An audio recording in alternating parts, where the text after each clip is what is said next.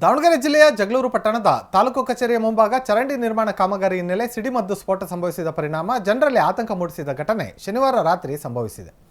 ಸ್ಫೋಟಗೊಂಡ ಶಬ್ದ ಜೋರಾಗಿ ಕೇಳಿಸಿದ್ದರಿಂದ ಜನರು ಕೆಲವೊತ್ತು ಆತಂಕಕ್ಕೆ ಒಳಗಾಗಿದ್ದರು. ವಿಷಯ ತಿಳಿಯುತ್ತಿದ್ದಂತೆ ಸ್ಥಳಕ್ಕೆ ಆಗಮಿಸಿದಂತಹ ಪೊಲೀಸರು, ಬೆಸ್ಕಾಂ ಅಧಿಕಾರಿಗಳು ಪರಿಶೀಲನೆ ನಡೆಸಿದಾಗ ಚರಂಡಿ ನಿರ್ಮಾಣದ ಸಂದರ್ಭದಲ್ಲಿ ತಳಪಾಯದಲ್ಲಿ ಕಲ್ಲು ಒಡೆಯಲು ಸ್ಫೋಟ ಬಳಕೆ ಮಾಡಿರುವುದು ಕಂಡುಬಂದಿದೆ.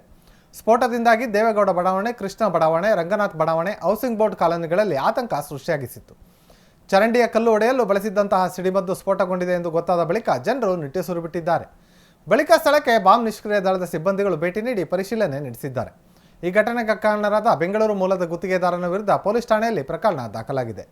ಜನನಿಬಿಡ ಸ್ಥಳಗಳಲ್ಲಿ ಏಕಾಏಕಿ ಸಿಡಿಮದ್ದು ಸ್ಫೋಟಿಸಿದ್ದು ಕಾನೂನು ಬಾಹಿರ ಚಟುವಟಿಕೆಯಾಗಿದೆ. ಇಂತಹ ಘಟನೆಗಳು ಮರುಕಳಿಸದಂತೆ ಅಧಿಕಾರಿಗಳು ಎಚ್ಚರ ವಹಿಸಬೇಕೆಂದು ಸಾರ್ವಜನಿಕರು ಮನವಿ ಮಾಡಿದ್ದಾರೆ.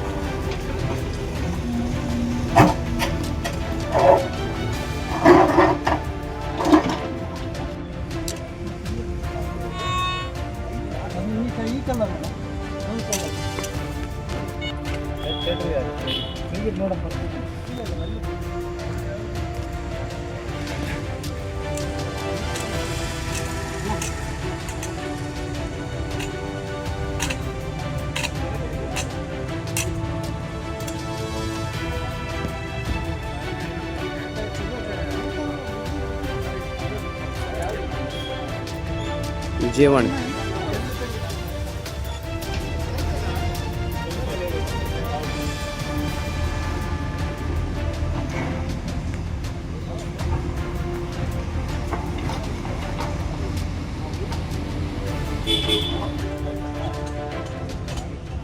ಸಿಂಗಲ್ ಮಾಡ್ಕೊಂಬ ಪ್ರಯೋಜನ ಐತೆ. ಇವರು ಸಿಂಗಲ್ ಮಾಡಿದ್ದಾರೆ ಅದೇ ಸರ್ ಡಮ್ಮ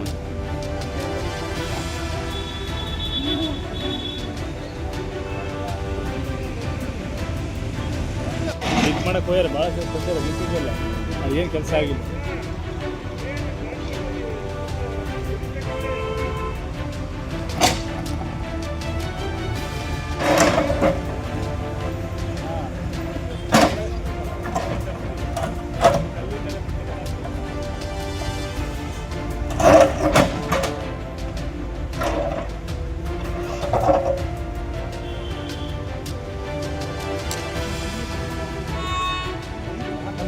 ಈ ಕಲರ್